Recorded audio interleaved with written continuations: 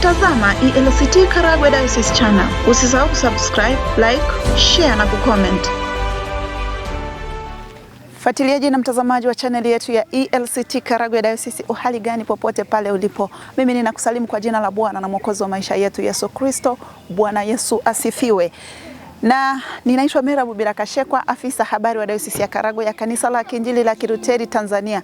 Mahali hapa ni katika usharika wa Nyakahanga, hapa panaitwa Nyakashenyi, ambako anaongoza mchungaji wa usharika ni mchungaji Juvenali Karoro, na sisi tumekuja kwa ajili ya kuwa na ibada siku ya leo hapa, na tutakuwa na mheshimiwa dini msaidizi wa askofu wa Diocese ya Karagwe mchungaji Yaredi Wakami.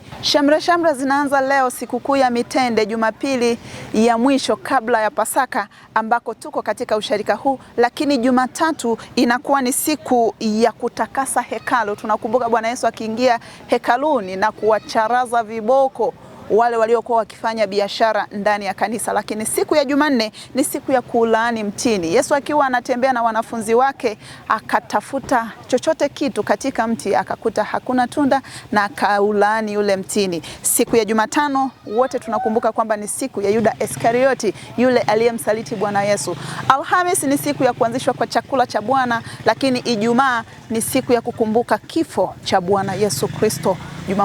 Jumapili ni siku ya Pasaka ya kwanza. Mfuatiliaji na mtazamaji, katika hayo yote kwa wiki nzima, karibu tuambatane mimi na wewe pamoja na watumishi wengine wa Mungu. Mimi ni Merabu Birakashekwa, afisa habari wa Diocese ya Karagwe ya Kanisa la Kiinjili la Kilutheri Tanzania. Karibu kwa sasa tuingie ibadani.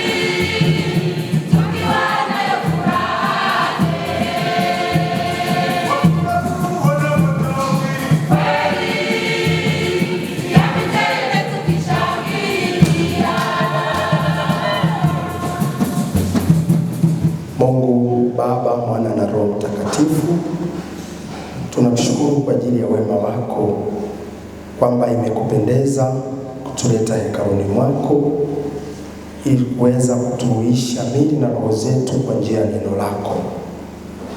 Tunakusihi utubariki tunaposoma na kutafakari pamoja ujumbe huu ambao unauleta kwetu leo, na kwa njia hiyo tuweze kumpokea Bwana wetu Yesu Kristo kama Bwana na Mwokozi wetu tangu sasa na hata milele. Amina. Somo tulilopewa la mahubiri ya siku ya leo, siku ya Bwana ya Mitende, mbarikiwa anapolijia kanisa lake, ni kutoka kitabu cha Nabii Zekaria sura ya 9. Nitaanza kusoma mstari wa 9 mpaka wa 12. Zekaria sura ya 9, nitaanza kusoma mstari wa 9 mpaka wa 12, nami nasoma kwa msaada wa Bwana. Furahi sana e binti Sayuni, piga kelele e binti Yerusalemu. Tazama, mfalme wako anakuja kwako, ni mwenye haki naye ana wokovu. Ni mnyenyekevu, amepanda punda na mwanapunda, mtoto wa punda. Na gari la vita nitaliondoa liwe mbali na Efraimu, na farasi awe mbali na Yerusalemu. Na upinde wa vita utaondolewa mbali, naye atawahubiri mataifa yote habari za amani. Na mamlaka yake yatakuwa toka bahari hata bahari, na toka mto hata miisho ya dunia. Na kwa habari zako wewe, kwa kwa sababu ya damu ya agano lako nimewatoa wafungwa wako katika shimo lile lisilo na maji.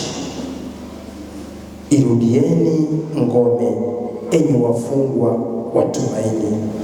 Hata hivi leo nasema ya kwamba nitakurudishia maradufu. Neno la Bwana. Tukae.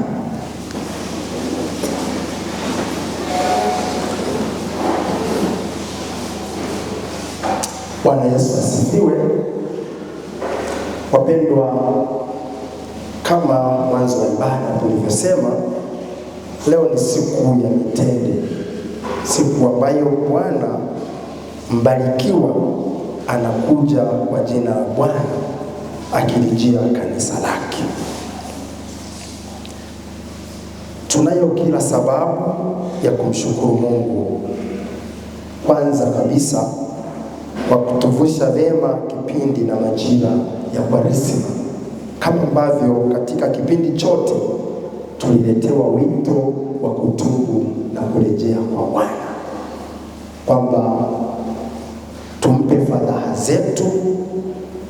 Amekuja kwa ajili yetu ili aweze kubeba mizigo yetu na kutusamehe dhambi zetu. Lakini pia tunayo kila sababu ya kumshukuru Mungu kwa Jumapili hii, sikukuu ya mitende. Ni wazi kwamba siku hii inatufungulia juma takatifu, Elimansi Elikwera, ambalo ni juma linalotangulia sikukuu ya Pasaka, juma la mwisho kabla ya Pasaka. Na wengi siku hii na wiki hii inaitwa Juma Takatifu, na siku hii ya mitende inaitwa siku takatifu, Bwana anapolijia kanisa lake. Tunamwona Bwana wetu Yesu Kristo akiingia Yerusalemu kwa nguvu za ushindi. Uthibitisho wa Yesu kuingia Yerusalemu kwa nguvu za ushindi uko wazi, maana tunaona umati mkubwa wa watu unajitokeza kumlaki, unajitokeza kumpokea huyu mtawala mshindi mwenye nguvu anayewajia watu wa Mungu. Bwana Yesu asifiwe. Umati huu unajitokeza kwa mashangilio, wakibeba matawi ya mitende na wengine kutandaza nguo zao, ili kuonyesha heshima, ili kuonyesha ushindi wa anayekuja. Bwana Yesu asifiwe. Kwa hiyo ni dhahiri kabisa kwamba Bwana anajia kanisa lake. Umati umejipanga, unajiandaa kumpokea huyu mshindi kwa heshima kubwa. Ujumbe wa leo tunaopokea kutoka kwa nabii Zekaria ni ujumbe unaotuambia kwamba mtawala mwenye nguvu anakuja kwetu, analijia kanisa lake, ambalo kanisa hili ni mimi na wewe. Na kwa njia hiyo anatoa mwaliko, anatualika sisi sote tumpokee huyu Bwana mtawala mwenye nguvu, mwenye mamlaka, mwenye kuheshimiwa. Tumpokee kwa nguvu na kwa furaha zilizojaa kelele za shangwe. Bwana Yesu asifiwe. Nafikiri ni kawaida yetu, hata katika maisha yetu ya kawaida, katika jamii zetu, tukipata taarifa za ujio wa mtu yeyote, na zaidi sana hata taarifa za ujio wake zikaambatana na ujumbe atakao kuja nao, tunajipanga, tunajiandaa, tunampokea kwa sherehe kubwa, tunampokea kwa furaha, tunampokea kwa shangwe. Leo Nabii Zekaria anatuletea wito wa kumpokea kwa furaha huyu Bwana wetu Yesu Kristo anayekuja kuwa mkombozi wetu.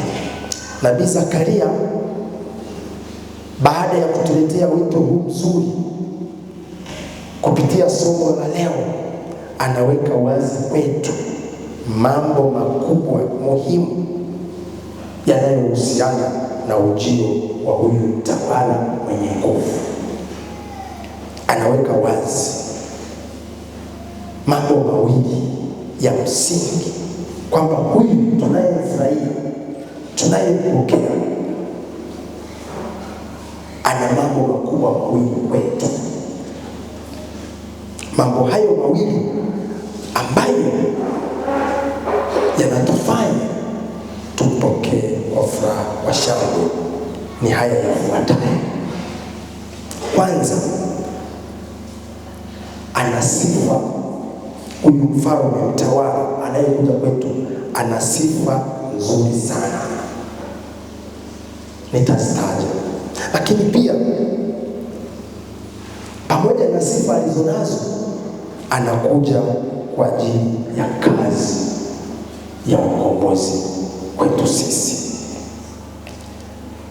Sifa alizonazo huyu mtawala anayekuja kwetu,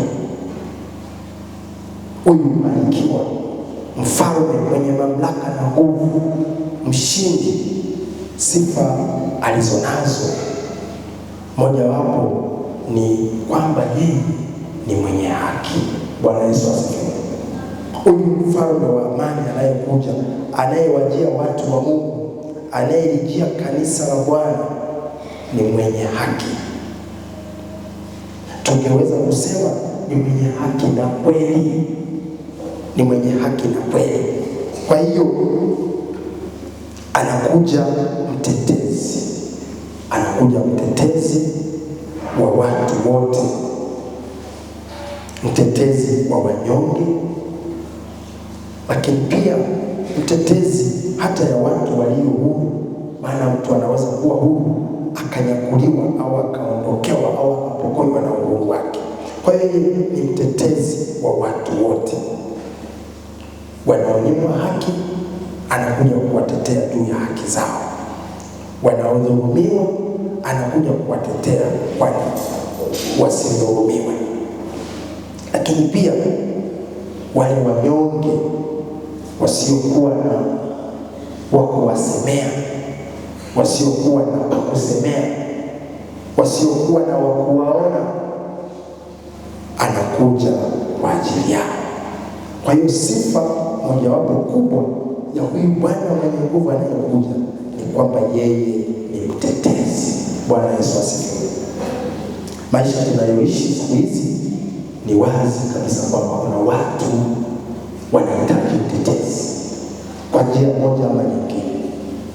Labda wengine afya zao sio sawa, labda wengine mahali pa kuishi, labda wengine hawana chakula, labda wengine wanaonewa na mamlaka mbalimbali na watu mbalimbali wasiopenda haki, wasiopenda ukweli. Sasa huyu anakuja kwa ajili yao. Yeye katika habari ya haki ni mtawala sahihi, ni mtawala sahihi. Mambo yake yote yanakwenda kwa wazi, yanakwenda kwa ukweli.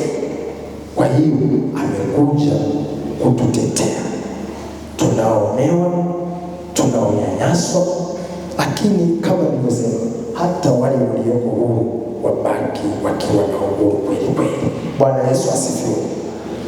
Kwa hiyo tumpokee huyu Bwana mwenye nguvu, ana sifa nzuri sana ya utetezi. Bwana Yesu asifiwe. Lakini sifa nyingine ni kwamba yeye ana wokovu. Bwana Yesu asifiwe. Huyu mtawala, huyu mshindi, huyu mwenye mamlaka, huyu mwenye nguvu ana wokovu. Neno ana wokovu ni kwamba anamiliki, anamiliki. Kwa hiyo kama anaumiliki, ana uwezo pia wa kutoa, ana uwezo wa kutoa, ana uwezo wa kuokoa. Ni mwokozi wa ulimwengu, ni mwokozi wa watu wote, ni mwokozi wa waliokosa uhuru, waliofungwa, waliosetwa na mizigo ya dhambi, waliosetwa na shetani. Anakuja kuwakomboa, anakuja kuwaweka huru. Ni mwokozi wa watu wote, kama nilivyosema, walio huru na wasio huru. Walio huru anaendelea kuwaweka huru, huo ni mkombozi. Wasiokuwa huru anawaweka huru, huo ni mkombozi. Kwa hiyo ana sifa nyingine nzuri sana ya kwamba ana wokovu. Ni mwokozi wa ulimwengu, ni mwokozi wetu. Anatuweka huru na dhambi, anatuweka huru na hatari, anatuweka huru na ajali, anatuweka huru na adhabu mbalimbali. Kuna adhabu za wazi, kuna adhabu zisizokuwa za wazi. Yeye ni mkombozi wa hao wote. Bwana Yesu asifiwe. Kwa hiyo tutamani kukombolewa na Bwana, tutamani kupokea wokovu wa kweli, ili tuendelee kuwa huru au tuendelee kuwekwa huru na wasio huru waweze kupokea uhuru. Bwana Yesu asifiwe. Ni rahisi sana kujua ni wapi unakosa uhuru, ni wapi unapata vifungo, ni wapi unapata changamoto. Amekuja mwokozi kwa ajili ya kuzibeba hizo changamoto zetu tuweze kuwa huru. Sifa nyingine ya tatu ya huyu anayekuja, Zakaria anatuambia ni mnyenyekevu. Ni mnyenyekevu, hajikwezi, hana majivuno, anawaheshimu watu wote, ana tabia ya kujishusha ili aweze kuishi nasi, kushiriki maisha yetu, kushiriki changamoto zetu, na kwa njia hiyo anatubadilisha, anatubeba, na sisi tunakuwa na maisha mazuri. Bwana Yesu asifiwe. Tabia ya unyenyekevu ni muhimu sana katika maisha ya mtawala. Tabia ya unyenyekevu ni muhimu sana katika maisha ya Kristo.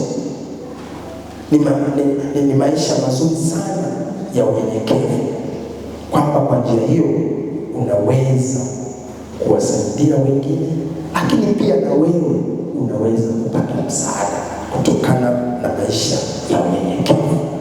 Yesu Kristo alinyenyekea mpaka mauti na msalaba, akaweza kufa kwa ajili ya dhambi zetu, akaweza kutolewa kafara kwa ajili yetu. Ni unyenyekevu mkubwa sana, ni unyenyekevu mkubwa sana.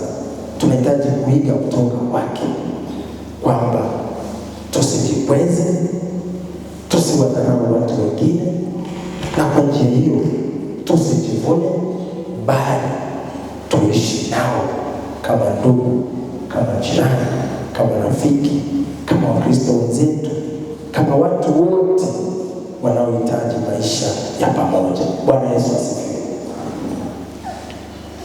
Ni tabia nzuri inayoleta maisha mazuri, lakini pia na mafanikio. Kunyenyekea kwa Bwana wetu Yesu Kristo kunatokeza yeye kutukomboa, kunatokeza yeye kutuweka huru, kunatokeza yeye kushinda kifo na mauti, na kwa njia hiyo matokeo ya unyenyekevu ni mazuri sana katika maisha ya wanadamu. Wapendwa katika Bwana, baada ya kuzitaja sifa za anayekuja, sasa Nabii Zakaria katika somo lake hili kwetu leo ana sehemu nyingine ya kazi za huyu anayekuja, kazi za mtawala anayekuja. Tunapomshangilia, tunapoimba, tunapobeba matawi ya mitende na kutandaza nguo zetu ili yapite aje kwetu, ni ili afanye nini? Ili afanye nini? Kwa sababu tunapomsubiri mgeni akaja akaingia kwetu kwa maisha ya kawaida, ana agenda, ana jambo la kutushirikisha au la kushiriki pamoja naye. Sasa huyu mtawala anayekuja katika siku hii ya mitende, siku ya mwisho kuelekea Juma takatifu na Pasaka takatifu, anakuja kwa ajili ya nini? Katika somo tulilosoma, kazi yake ya kwanza analeta amani. Bwana Yesu asifiwe. Analeta amani na aleta emilembe, amani ya kweli kwangu na kwako. Hata wale waliompokea wakati akiingia Yerusalemu waliweza kuona nguvu na ushindi. Ndio maana wakakiri wakasema, hakika huyu ndiye mbarikiwa ajaye kwa jina la Bwana. Bwana Yesu asifiwe. Waliona amani, waliona hali ni shwari, wakafurahi mpaka wakakiri kwamba huyu ni nani?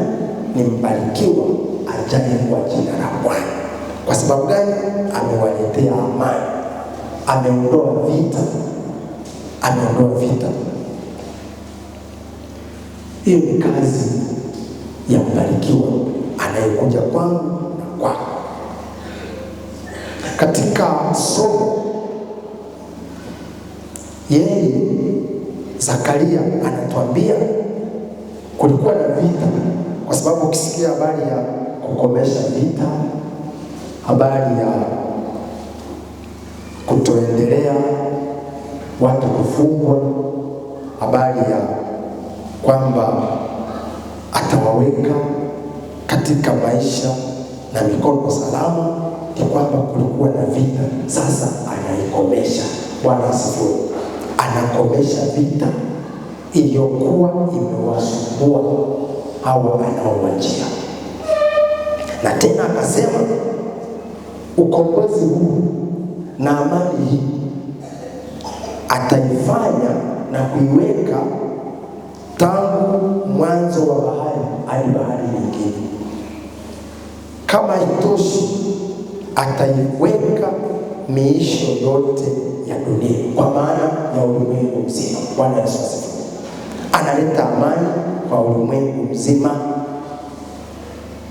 Hawa anataka kukomesha vita iliyowasumbua, na ndio maana wanaona ujio wake ni wa baraka na wa amani. Mimi na wewe tunataka aje kuleta amani katika mazingira yake. Ni vita gani inayokusumbua? Ni mazingira gani yanayokusumbua? Ni hali zipi zinazokusumbua? Ili na wewe akutangazie amani kutokana na hiyo vita ulionayo. Bwana Yesu asifiwe. Tunazo vita za aina mbalimbali. Kuna habari ya uchovu, kuna habari ya uvivu, kuna habari ya kutoweka kwa upendo, kutoweka kwa amani ya jumla na ya mtu binafsi mmoja mmoja. Hayo yote anakuja kuyasawazisha, anakuja kuyaweka vizuri iwe tuwe na amani. Kwa hiyo kazi yake kubwa anayekuja kuifanya kwangu na kwako ni kuleta amani, kukomesha vita nilionayo, kukomesha vita ulionayo, ili uweze kuimba na kushangilia na kumpokea huyu Bwana na Mwokozi wa maisha yetu. Pamoja na sifa alizo nazo, pamoja na kazi hii ya kutuweka huru, haitoshi kushangilia, haitoshi kubeba matawi ya mitende kwamba tu hapo amani imerejea. Hapana, tunahitaji kuchukua hatua zaidi.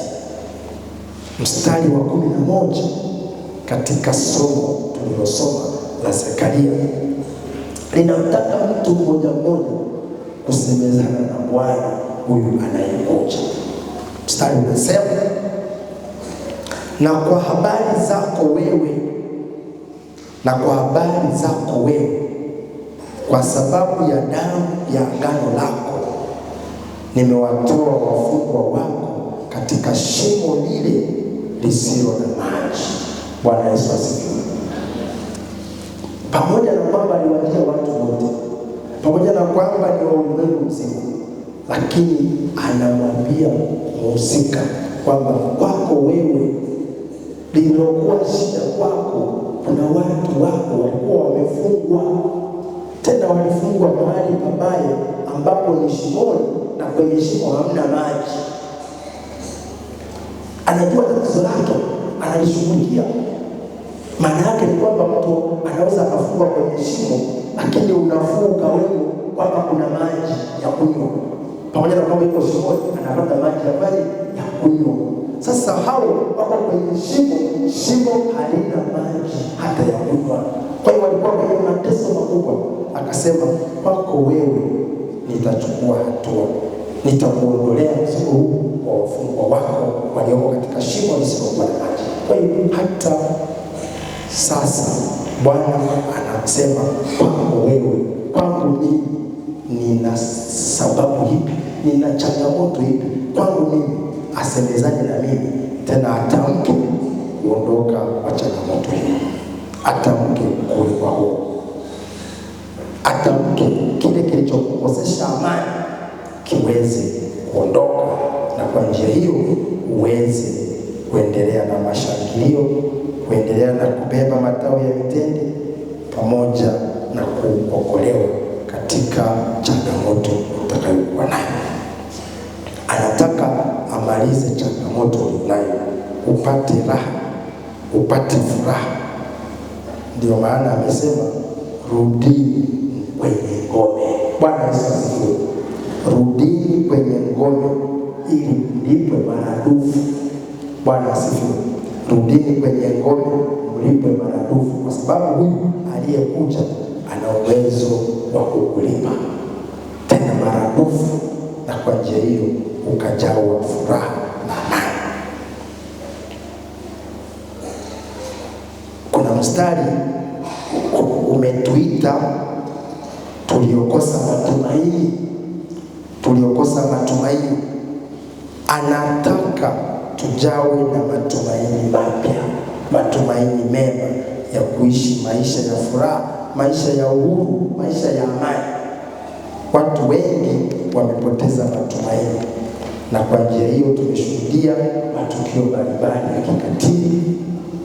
Watu wanawakatili wenzao maisha, wengine wanajikatili wenyewe maisha yao, na wengine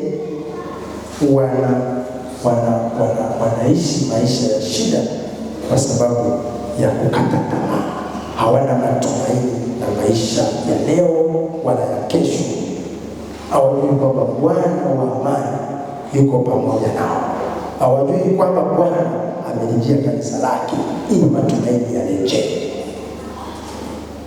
Mwimba Zaburi, baada ya kuona matendo makuu aliyotendewa na Mungu chini ya mkono wenye nguvu ulio hodari, akaanza kuimba wimbo mpya kwamba Bwana ametenda wokovu, Bwana ametenda makuu, mambo ya ajabu, mkono wa Bwana umetukuka. Na kwa njia hiyo akaona hiyo raha inaweza kumpatia uhai mpya wa kuishi maisha ya kumpendeza Bwana. Bwana Yesu asifiwe. Wapendwa katika Bwana, Mfalme wa amani analijia kanisa lake, anatujia sisi. Sifa zake ni nzuri sana kwetu, lakini pia kazi yake ya kuleta amani ni nzuri sana kwetu. Hebu tumpokee kwa mashangilio na kwa furaha na kwa vifijo, ili aweze kutukomboa na kutuweka huru katika maisha haya, na kwa njia hiyo kutujaza nguvu na matumaini mapya ya kuendelea kuishi naye katika maisha haya na mwishoni kabisa katika maisha ya uzima ujao. Miisho yote ya dunia itauona wokovu wake, na sisi tutauona wokovu wa Bwana, na kwa njia hiyo tutamshangilia na kuishi naye milele. Bwana atubariki sana kwa neno hili, ili tumpokee mkombozi wa ulimwengu, tumpokee mkombozi wa maisha yetu, na kwa njia hiyo tuweze kuishi maisha ya furaha na amani kama ambavyo Bwana anakusudia maisha yetu. Bwana awabariki kwa wingi, na neno hili likae kwa wingi ndani yetu, tukitenda limpendezalo, maana yeye alikuja kutukomboa ili tuishi maisha mema na matakatifu. Hili ndilo neno la Bwana. Tushukuru Mungu wetu na Baba yetu, tunashukuru sana kwamba kwa njia ya Yesu Kristo unatuletea ukombozi, unatuletea uhuru, unatuletea amani, na kwa njia hiyo tunaweza kuishi sawa sawa na mapenzi yako. Tubariki kwa wingi neno hili liwe ndani yetu, tuzalie matunda yanayokaa, na mwisho tuweze kuwa washindi na kuurithi uzima wa milele. Tunaomba hayo kwa njia ya Yesu Kristo Bwana wetu. Amen.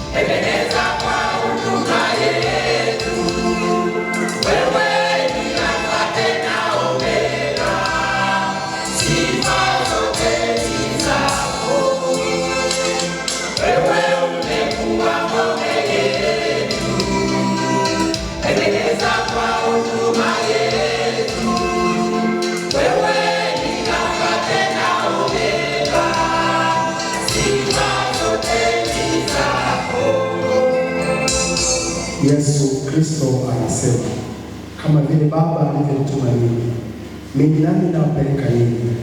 Pokeeni baraka za Bwana sisi sote tunaomtegemea. Bwana Mungu akubarikie na kukulinda. Bwana Mungu akuangazie nuru za uso wake na kufadhili. Bwana Mungu akuinulie uso wake, akupe amani yake. Kwa jina la Baba na la Mwana na la Roho Mtakatifu. Amen. Fuatiliaji na mtazamaji wa chaneli yetu ya ELCT Karagwe Diocese, ninarudi tena kwako baada ya ibada ya siku ya leo hapa usharikani Nyakahanga Nyakashenyi, ambapo aliyekulisha neno la Mungu ni msaidizi wa Askofu Dini Yaredi Wakami, na tumejifunza kuhusiana na Yesu akiingia Yerusalemu kwa shangwe. Hii ni Jumapili ya Mitende. Mimi ni Mera Vubira Kashekwa, afisa habari wa Diocese ya Karagwe ya Kanisa la Kiinjili la Kilutheri Tanzania. Nimerudi tu kwa ajili ya kukuaga, lakini nikikuomba ufuatilie kuanzia Jumatatu mpaka pale tutakapokuwa tunahitimisha Pasaka. Kesho ni wapi? Tafadhali usikose kufuatilia. Karibu ili uweze kuendelea kutufuatilia. Unatazama ELCT Karagwe Diocese Channel. Usisahau kusubscribe, like, share na kucomment.